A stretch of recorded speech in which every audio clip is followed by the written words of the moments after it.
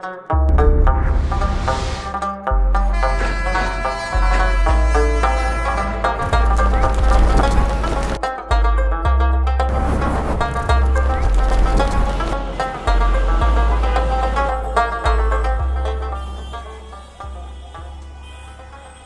মাঝে মধ্যে মনে হয় যে নিজের দেশে থাইকাও আমি একজন প্রবাসীর মতো জীবন যাপন করতেছি।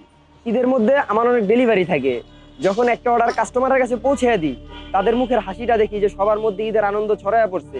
বিষয়টা দেখে আমার খুব ভালো লাগে, কিন্তু একটা বিষয় ভেবে আমার খুবই কষ্ট লাগে, মানে আমার ঈদের আনন্দটা বিসর্জন দেওয়া লাগতেছে। আমার এবারও ঈদে বাড়ি ফেরা হচ্ছে না। ঈদের মধ্যে অনেক অর্ডার থাকে, ইনকাম কিছুটা বেশি হইলেও সেই ইনকাম দিয়ে কি আর মায়ের মুখের হাসিটা কেনা যাইবো? যখন মা বাবা বাড়ি থেকে ফোন দিয়ে বলে যে বাড়িতে একসাথে বসে খাবো, তখন কতটা কষ্ট লাগে সেটা একজন পরিবহন শ্রমিককে বুঝতে পারে।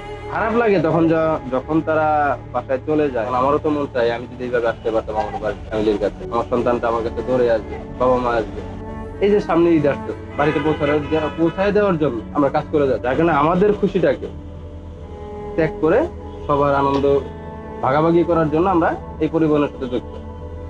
পরিবারের সাথে ঈদ করতে কে না চায়, বাবা মার সাথে ঈদ না করতে কে না চায়। নিজেরই বাড়ি যাওয়া হয় না, অর্থাৎ সবাই ঈদ করবে আর আমার এখানে ডিউটি করা লাগবে, এটা আসলে খারাপ লাগবে। তারপরও যে আমাদের এই কষ্টের বিনিময়ে যদি সবাই বাড়িতে ঈদ করতে পারে, এটাই আমাদের প্রাপ্তি, এটাই আমাদের ভালো লাগার।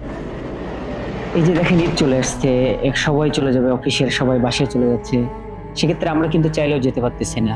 পরিবারের সাথে কিন্তু আমাদেরও মনটা চাই ঈদ করি, তাদের সাথে কাটাই, তাদের সাথে ঈদটা করি, কিন্তু আসলে ডিউটি করতে হচ্ছে, যা মালিকের জান এবং মালের নিরাপত্তা নিশ্চিত করতে হচ্ছে, এই দায়িত্বের জায়গা থেকে আমরা যেতে পারতেছি না আর কি।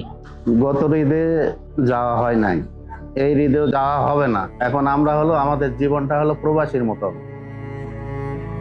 উৎসবের আনন্দেও লুকিয়ে আছে অনেক আত্মত্যাগের গল্প। আমাদের ঈদকে পূর্ণতা দিতে যারা নিজেদের আনন্দকে হাসি মুখে বিসর্জন দেন, তারা আমাদের স্বদেশেরই প্রবাসী। তাদের এই আত্মত্যাগকে জানায় বিনম্র শ্রদ্ধা।